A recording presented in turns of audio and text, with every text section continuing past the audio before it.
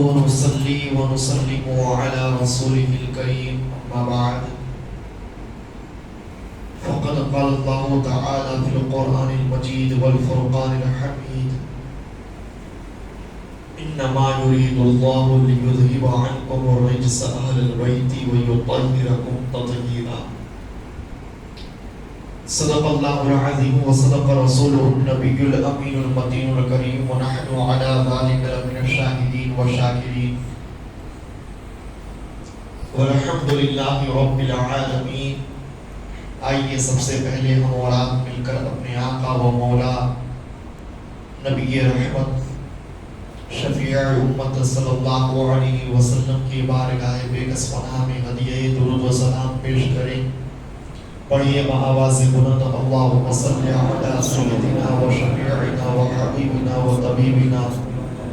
و کریمنا و غوثنا و غیاثنا سیدنا محمد معدن الجود والکرم و آلہ و اصحابہ و اہل بیتہ و بارک وسلم صلاة و سلام دائما ابدا علیک یا رسول اللہ صلی اللہ علیہ وسلم. عزیزان محترم، آج کی اس مقدس شب میں جس مقدس اور بابرکت ذات کے حوالے سے گفتگو کرنے جا رہا ہوں وہ سیدہ فاطمہ کے فرزند اکبر مولا علی کے نور نظر میرے مصطفیٰ کے صبت اکبر سیدنا امام حسن مجتبی رضی اللہ تعالی عنہ ہے. امام حسن مجتبی رضی اللہ تعالی عنہ کی شان و عظمت اور آپ کے بے پناہ کرامات کا تذکرہ آج کے اس مختصر سے لمحے میں مکمل کر دینا مشکل نہیں بلکہ ناممکن ہے، لیکن آپ کی حیات کے کچھ مخصوص گوشے آپ کے گوش گزار کرنے کی سعادت حاصل کروں گا. امام حسن مجتبی رضی اللہ تعالی عنہ 3 ہجری کو رمضان شریف میں پیدا ہوئے. اللہ کے رسول صلی اللہ علیہ وسلم نے ولادت کے بعد کان میں اذان دی اور آپ کا نام حسن رکھا اور فرمایا یہ نام وہ ہے جو آج تک روئے زمین پر کسی کا نہیں رکھا گیا اور یہ جنتی نام ہے. اس کے بعد میرے آقا نے آپ کی طرف سے عقیقہ کیا اور حضور اکرم صلی اللہ تعالی علیہ وسلم حضرت امام حسن مجتبی سے اس قدر محبت کیا کرتے تھے کہ محبت کا عالم یہ ہے کہ نبی اکرم صلی اللہ علیہ وسلم کے بارے میں روایت ہے کہ حضور منبر پر تشریف فرما تھے اور منبر کے پہلو میں حضرت امام حسن بھی جلوہ گر تھے. بچپنے کے عالم میں میرے آقا سرور دو جہاں مالک کون و مکان نے ارشاد فرمایا کہ میرا یہ بیٹا جنتی جوانوں کا سردار ہے اور اللہ کی ذات سے امید ہے کہ انشاءاللہ میری امت کے 2 عظیم گروہ میں یہ صلح کرے گا. حضرت امام حسن مجتبی کی عظمت و پاکیزگی کا خطبہ میرے آقا نے منبر پر تشریف فرما کر امت کو دیا. امام حسن مجتبی سے اس قدر محبت کیا کرتے تھے کہ اس محبت میں میرے آقا نے ایک مرتبہ بعد نماز عشاء اپنے گود میں امام حسن مجتبی کو رکھا. جب امام حسن مجتبی بہت دیر تک میرے آقا کے پاس میں رہے اس کے بعد تمنا ہوئی اپنی والدہ ماجدہ سیدہ فاطمہ کے پاس جانے کی، تو میرے آقا نبی رحمت صلی اللہ تعالی علیہ وسلم کی خدمت میں سیدنا ابو ہریرہ تشریف فرما تھے اور سیدنا ابو ہریرہ نے کہا میرے آقا آپ اجازت دیں تو میں سیدہ کے دروازے تک اس فرزند ارجمند کو چھوڑ کے آ جاتا ہوں. میرے آقا نے اسی وقت امام حسن مجتبی کی طرف اشارہ فرمایا. ایک آسمان سے نور نیچے اترتا ہے، اس نور سے راستہ روشن ہو جاتا ہے اور امام حسن مجتبی میری مصطفیٰ کی گود سے سیدہ عائشہ کے دروازے تک پہنچ جاتے ہیں اور دروازے سے سیدہ عائشہ انہیں اٹھا دیتی ہے. تو یہ وہ ذات ہیں جن کے لیے آسمان سے روشنی کا اہتمام رات کی تاریکیوں میں بھی ہو جاتا ہے. امام حسن مجتبی سے محبت میرے آقا کو اس قدر ہے کہ میرے آقا کے حسن و جمال کا اثر سیدنا امام حسن مجتبی کے چہرے اقدس میں انتہائی زیادہ نمودار تھا. صحابہ کرام نے روایتوں میں بیان کیا ہے کہ وَلَمْ يَكُنْ أَحَدٌ أَشْبَهَ بِالنَّبِيِّ صلی اللہ علیہ وسلم من الحسن ابن علی، کہ امام حسن ابن مجتبیٰ سے زیادہ نبی اکرم صلی اللہ علیہ وسلم سے شکل و صورت میں کوئی زیادہ مشابہت نہیں رکھتا ہے. دنیا میں سب سے زیادہ میرے آقا کے چہرے اقدس سے اگر کسی کو شکلن صورتن مشابہت حاصل ہے تو وہ امام حسن مجتبیٰ ہے. امام حسن مجتبیٰ کو جب صحابہ کرام دیکھتے تھے تو سرکار دو عالم صلی اللہ علیہ وسلم کی یاد دلوں میں تازہ ہو جاتی تھی. اور روایتوں میں یہ آیا ہے کہ جب میرے آقا دنیا سے تشریف لے گئے تو سیدنا ابو بکر صدیق رضی اللہ تعالی عنہ مولا کائنات کے ساتھ مسجد نبوی سے باہر تشریف لائے. آپ نے دیکھا کہ بچوں کے گروہ میں امام حسن مجتبیٰ بھی موجود ہیں. امام حسن مجتبیٰ کو فرط محبت سے سیدنا ابو بکر صدیق اپنے سینے سے لگا لیتے ہیں، گود میں اٹھا لیتے ہیں، ان کے ہونٹوں کو، ان کے رخسار کو، ان کی پیشانی کو بوسہ دیتے ہیں اور کہتے ہیں اے میرے فرزند، اے میرے امام حسن مجتبیٰ، آپ تو میرے آقا سے اس قدر مشابہت رکھتے ہیں کہ محسوس ہوتا ہے میرے آقا کا حسن و جمال آپ کے چہرے میں جلوہ کر رہے. ایسا نہیں لگتا دیکھنے میں کسی کو کہ مولا علی کی آپ اولاد ہو، لگتا یہی ہے کہ میرے آقا کا نور آپ کے چہرے اقدس میں جلوہ کر رہے. یہ بچپنے کے عالم میں ابو بکر صدیق نے ارشاد فرمایا. اور حضور اکرم صلی اللہ تعالی علیہ وسلم نے حضرت امام حسن کے بارے میں بچپنے میں ہی یہ بشارت دے دی تھی کہ میرا یہ فرزند جب میری امت میں عظیم فتنہ اور فساد برپا ہوگا اور دو عظیم گروہ بن جائے گا، ان دو عظیم گروہ کو ایک کرنے والا امام حسن ابن مجتبیٰ، حضرت امام حسن مجتبیٰ ہے. اور امام حسن مجتبیٰ رضی اللہ تعالی عنہ کا مقام و مرتبہ یہ ہے کہ سیدہ فاطمہ جب حضور اکرم صلی اللہ علیہ وسلم دنیا سے تشریف لے جانے لگے تو سیدہ اپنے دونوں صاحبزادے امام حسن اور امام حسین کو لے کر کے میرے آقا کی خدمت میں حاضر ہوتی ہے اور عرض کرتی ہے بابا جان آپ دنیا سے تشریف لے جا رہے ہیں، آپ کے یہ دونوں شہزادے ہیں، آپ ان دونوں شہزادوں کو اپنی طرف سے کچھ وراثت عطا فرمائیے، اپنی طرف سے کچھ انعام ان پر کر دیجئے. میرے آقا نے اس وقت میں ارشاد فرمایا کہ میں حسن کو اپنی ذات سے دو نعمتیں عطا کرتا ہوں، میں اپنا روح اس کے اندر ڈال دیتا ہوں اور میں اپنی طرف سے اس کو ہیبت عطا فرماتا ہوں اور میں اپنی طرف سے اس کو سرداری عطا فرماتا ہوں. یہ میرا بیٹا سردار رہے گا قوم کا، میرا یہ بیٹا امت مسلمہ کا سید کہلائے گا اور میرے اس بیٹے کے اندر اس قدر ہیبت ہوگی، اس قدر جلال ہوگا، اس قدر رعب ہوگا کہ دشمن اور حاسدین اسے دیکھ کر کے پناہ مانگیں گے اور لوگ اس سے ہزاروں میل کی دوری پر ہی اس سے حق درجہ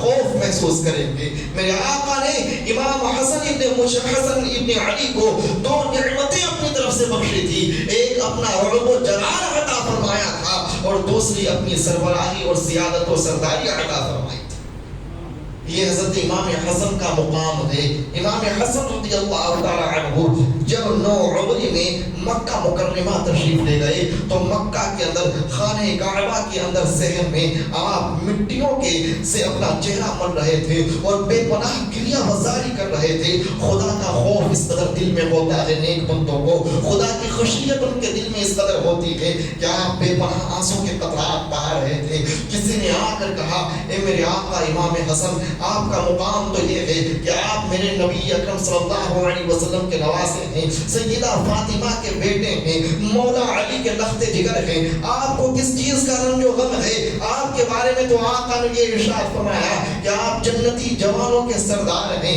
امام حسن ابن علی نے اس وقت جواب دیا کہ میں سب کچھ جانتا ہوں لیکن میرے رب کا خوف اس مقام پر اس قدر میرے اندر غالب ہو جاتا ہے کہ اس مقام میں انسان کو اپنی عظمتوں کا خیال نہیں رکھنا چاہیے، خدا کی بندگی کرنی چاہیے، اس کی عظمتوں کا خیال رکھنا چاہیے. اور جب میں خدا کی عظمتوں کا خیال، اس کی قدرتوں کا خیال دل میں لاتا ہوں تو میرے اندر انتہائی زیادہ خوف اور خشیت پیدا ہو جاتی ہے. امام حسن ابن مصطفیٰ کا مقام یہ ہے کہ آپ انتہائی زیادہ جود و سخاوت کیا کرتے تھے،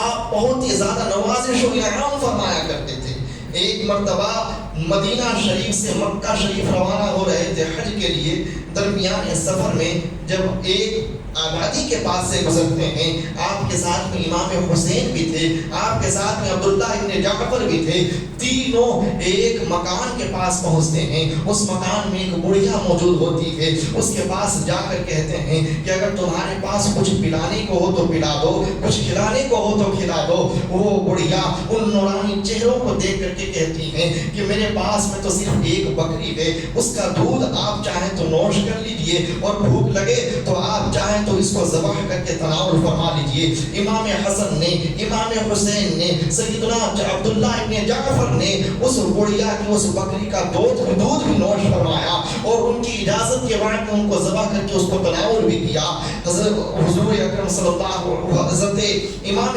حسن نے اس کے بعد میں یہ ارشاد فرمایا کہ خاتون میرے پاس تو فی الحال کچھ نہیں ہے, لیکن میں قریش کا فرزند ہوں, تم کبھی ہونا مکہ آنا, میں تمہیں خوب عطا کروں گا, کچھ نہ کچھ انعام میں ضرور تمہیں دوں گا. وہ بڑھیا آپ کی بات کو یاد رکھتی ہے, لیکن اسے یہ نہیں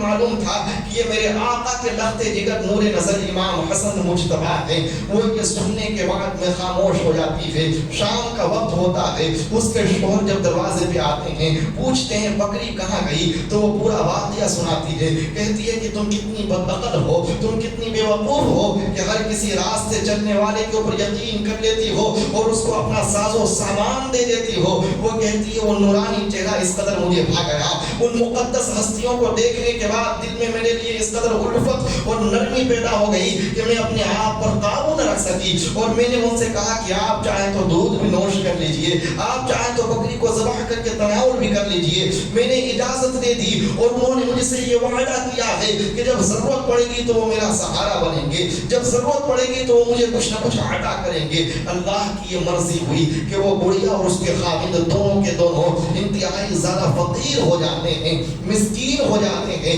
محتاج ہو جاتے ہیں. نوبت یہاں تک پہنچتی ہے کہ مدینہ شریف جا کر کے کام کاج کر کے وہ گزر بسر کرنے لگتے ہیں. ایک وقت ایسا بھی آتا ہے کہ امام حسن مجتبیٰ کے دروازے سے وہ گزرتی ہے. مولا حسن جب اس کو دیکھتے ہیں اپنے قریب بلاتے ہیں اور کہتے ہیں بڑھیا کیا تم جانتی ہو میں کون ہوں؟ وہ پہچان نہیں پاتی ہے تو اسے اپنا نام اور اپنا واقعہ یاد دلاتے ہیں کہ میں نبی اکرم صلی اللہ علیہ وسلم کا شہزادہ حسن ہوں. ایک واقعہ یاد کرو جب تم نے اپنی بکری کا دودھ اور گوشت ہم لوگوں کو کھلایا تھا. کہا ہاں میرے آقا مجھے یاد آ گیا. میرے آقا امام حسن نے کہا اس وقت کی جو تم نے میرے ساتھ بھلائی کی تھی اس کا بدلہ دینے کا وقت آ چکا ہے. امام حسن ابن علی اپنی طرف سے اس کے لیے 1000 اشرفی کا اہتمام کرتے ہیں اور 1000 بکری کا اہتمام کرتے ہیں اور کہتے ہیں یہ 1000 بکریاں میری طرف سے اور یہ 1000 اشرفی میری طرف سے. اس کے بعد امام حسین کے پاس پہنچا دیتے ہیں. امام حسین بھی اس کو اپنی طرف سے بھائی کی سنت کے مطابق 1000 اشرفی دیتے ہیں اور 1000 بکری عطا کرتے ہیں. پھر امام حسین اس کو عبداللہ ابن جعفر کے پاس پہنچا دیتے ہیں. آپ نے دیکھا کہ پہلے سردار نے 1000 بکری دی, دوسرے سردار نے 1000 بکری دی, تو دونوں کو ملا کر کے آپ اپنی طرف سے 2000 بکریوں کا اضافہ کرتے ہیں اور 2000 اشرفیوں کا اضافہ کرتے ہیں. اس طرح سے وہاں سے وہ عورت اس قدر مالدار ہو کر کے اپنے قبیلے میں لوٹتی ہے کہ اس کی مالداری اور اس کے مقابلے میں کوئی بھی شخص نہیں تھا. یہ امام حسن کا دربار ہے کہ یہاں پر جو کچھ انعام ملتا ہے اس انعام کے ذریعے وہ بادشاہ ہو جاتا ہے, اس کے ذریعے سے وہ اتنا غنی کر دیا جاتا ہے کہ دنیا میں اس کی محتاجی کا چرچا کرنے والے ایک زمانہ آتا ہے کہ اس کی مالداری کے اوپر انتہائی رشک کیا کرتے ہیں. امام حسن مجتبیٰ بے حد زیادہ سخاوت کیا کرتے تھے اور آپ کی سخاوت کا ایک اور انمول واقعہ ذرا سنتے جائیے. میں نے کتابوں میں پڑھا کہ آپ کے ایک بہت ہی قریبی کسی معتقد نے آپ کی بارگاہ میں آ کر عریضہ قائم کیا کہ میرے آقا میں 1000 درہم کا مقروض ہوں, اگر آپ کے پاس کچھ انعام ہو تو مجھے عطا فرمائیں, میں وہ 1000 درہم کا قرض دے کر کے سبکدوش ہونا چاہتا ہوں۔ امام حسن مجتبی فوراً اپنے گھر میں جاتے ہیں، گھر سے 1000 درہم کی تھیلی لا کر کے اس کے ہاتھ میں رکھ دیتے ہیں اور کہتے ہیں جاؤ اپنا قرض ادا کر دو۔ امام حسن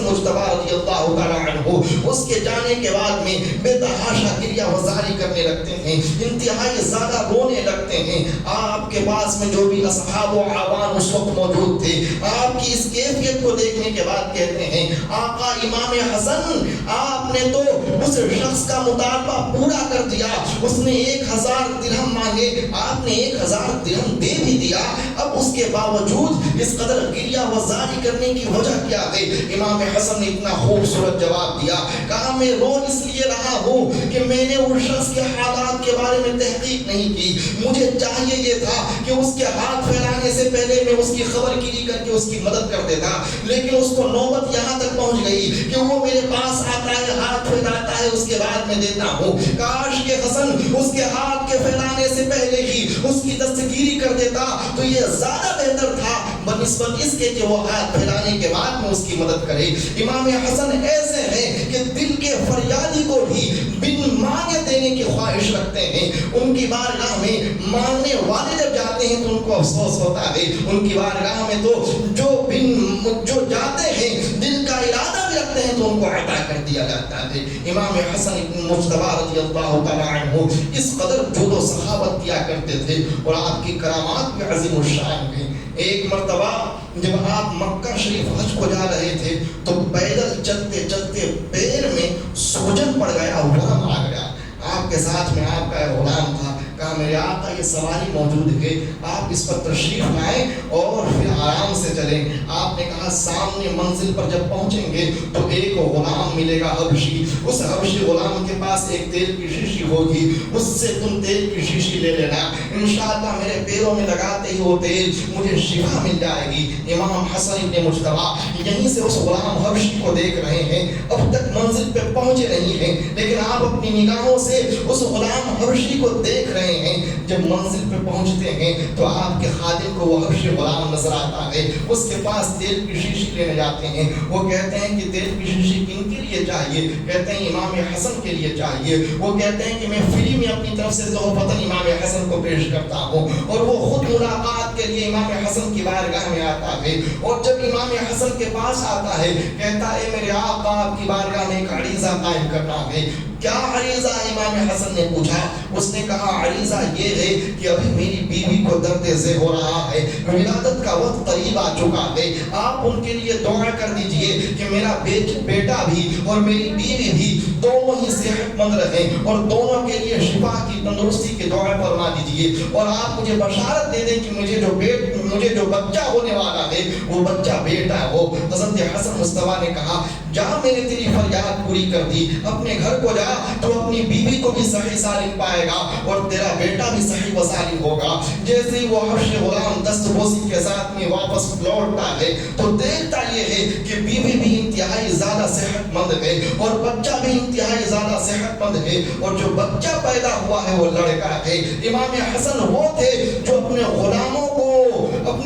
کو خدمت کا موقع دیا کرتے تھے اور اپنے غلاموں کے پاس میں خود پہنچ ان کی مراد کو اپنے دل میں محسوس کر کے ان کی مرادوں کو پورا کر دیتے تھے۔ امام حسن ابن مجتبی ایک مرتبہ مدینہ کے کسی باغ سے گزر رہے تھے، آپ کے ساتھ میں حضرت زبیر ابن عوام کے ایک بیٹے تھے۔ حضرت زبیر ابن عوام نے کہا آقا حسین اس باغ سے گزرتے ہوئے کوئی کھجور کی تر و تازہ ٹہنی نظر نہیں آ رہی ہے، کاش کوئی تر و تازہ ٹہنیوں والا کھجور ہوتا، اس سے تر و تازہ کھجور توڑ کر کے کھا لیے جاتے۔ امام حسن نے کہا اچھا تمہیں تر و تازہ کھجور کھانے ہیں تو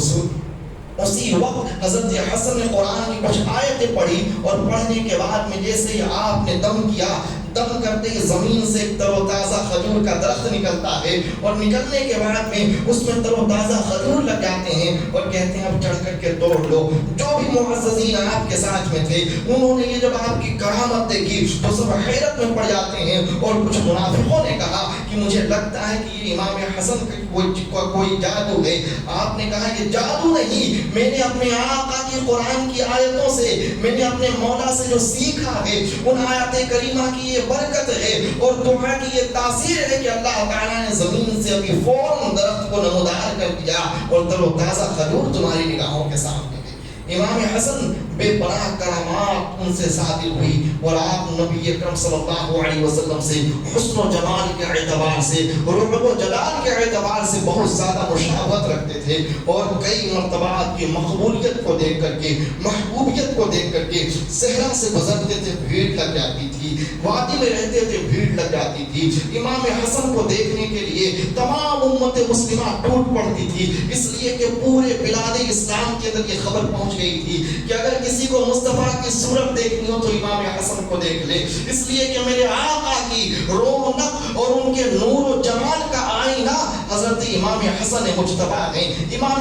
حسن مجتبی کی زیارت کرنے کے لیے تمام بلاد اسلامیہ سے نئے نئے مسلمان آتے تھے اور آقا حسن کی بارگاہ میں دستک دے کے ان کی زیارت کیا کرتے تھے۔ ان کی اس قدر محبوبیت، ان کی اس قدر مقبولیت دیکھ کر کے خلفائے بنو جو اس وقت کے حاسدین تھے، ان حاسدین کو بڑا ڈر لگا رہتا تھا، اس لیے کئی دفعہ یہود و نصارہ نے اور حاسدین نے، اعداء اسلام نے، اعداء اہل بیت نے آپ کو زہر دینے کی کوشش کی، لیکن کئی بار آپ پر زہر کا اثر نہ ہو سکا۔ آخری مرتبہ آپ نے زہر کے اثر کو خود قبول کیا۔ امام حسین آپ کی بارگاہ میں تشریف لاتے ہیں اور کہتے ہیں بھائی جان ذرا بتائیے زہر دینے والا کون ہے؟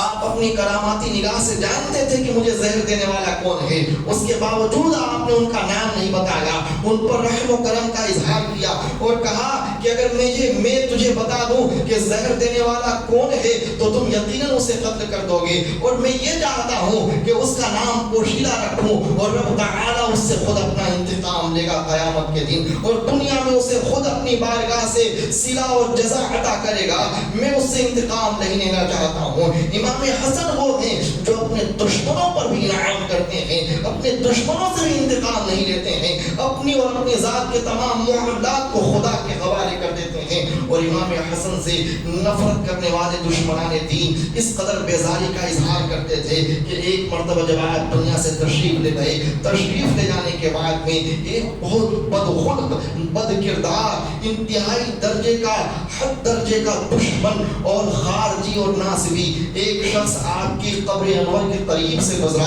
اور معاذ اللہ رب العالمین اس نے یہ بے ادبی اور گستاخی کی کہ اب تو دنیا سے جا چکے ہیں، اب تو مجھے کوئی دیکھنے والا ہے نہیں۔ اس نے معاذ اللہ آپ کی قبر انور کے قریب پیشاب کی۔ اللہ رب العزت نے اس شخص کے عقل کو جنون میں تبدیل کر دیا اور اللہ تعالیٰ نے اس کو پاگل بنا دیا، اور پاگل بننے کے بعد میں اس کو اس قدر عذاب میں مبتلا کیا کہ وہ دنیا میں جب راستے سے گزرتا تھا تو کتوں کی طرح وہ آواز نکالا کرتا تھا، کتوں کی طرح بھونکا کرتا تھا۔ اللہ تعالیٰ نے امام حسن سے دشمنی رکھنے والوں کو دنیا میں ہی تباہ و برباد کیا ہے، امام حسن سے بیزاری کا اظہار کرنے والوں کو دنیا ہی میں ذلیل و خوار کیا ہے۔ امام حسن کا مقام بہت ہی بلند ہے۔ امام حسین اور تمام سادات کرام میں سب سے افضل اگر کسی کا مقام ہے تو امام حسن ہے، اس لیے کہ وہ میرے آقا کے بڑے فرزند ہیں، مولا علی کے بڑے شہزادے ہیں، سیدہ فاطمہ کے بڑے بیٹے ہیں، اور مقام اتنا عرفہ و اعلیٰ ہے کہ خلفائے راشدین کا خاتمہ حضرت امام حسن کی خلافت پر ہو جاتا ہے۔ تو امام حسن سے محبت و عقیدت رکھنے میں ایمان کی سلامتی ہے، دنیا اور آخرت کی بھلائی پوشیدہ ہے۔ دنیا اور آخرت میں اگر نجات چاہتے ہیں، بھلائی چاہتے ہیں تو امام حسن کے دامن سے وابستہ ہونا شرط ہے، اس لیے کہ دنیا میں یہی وہ ذات ہے اگر ان سے کسی نے دشمنی کی تھی، چاہے وہ ان کی حیات میں ہو یا ان سے وصال کرنے کے بعد ہو، اللہ تعالیٰ نے ان کی زندگی میں اور ان کے مرنے کے بعد جن جن لوگوں نے ان سے دشمنی کی، اللہ تعالیٰ نے ان سب کو ذلیل و خوار کیا، اور اس کا بہت لمبا ریکارڈ موجود ہے تاریخ میں کہ جن جن لوگوں نے میرے آقا امام حسن سے بغاوت کی، اللہ تعالیٰ نے ان سب کو ذلیل و خوار کیا۔ تو امام حسن سے محبت کرنا یہ ایمان کے لیے ضروری ہے، اور آپ دنیا سے جب تشریف لے گئے تو تشریف لے جانے کے بعد آپ کی قبر انور سے مشک و عنبر کی طرح خوشبو نکلا کرتی تھی، انتہائی زیادہ خوشبودار قبر آپ کی ہوا کرتی تھی. لوگ آ کر کے آپ کی قبر انور پر وہ خوشبو محسوس کرتے تھے جیسے لگتا تھا جنت کی کوئی باج نصیبی دنیا میں اتر گئی ہو. اور ایسا کیوں نہ ہوتا کہ آپ تو جنتی جوانوں کے سردار ہیں. تو جب جنتی دلہا دنیا سے جاتا ہے تو جنت دنیا میں آ کر اس کا سواگت کرتی ہے, استقبال کرتی ہے. امام حسن وہ تھے کہ جب دنیا سے تشریف لے گئے تو قبر انور میں جنت کی خوشبو آیا کرتی تھی. اللہ تبارک و تعالی ان سے ہم اور آپ کو بے پناہ محبت عطا فرمائے اور قیامت تک ان کی بارگاہ سے ہم پر لطف و کرم کی برسات کرے اور ان کی بے پناہ برکتیں ہمیں اور آپ کو ملتی رہے. وما علینا الا البلاغ المبین. السلام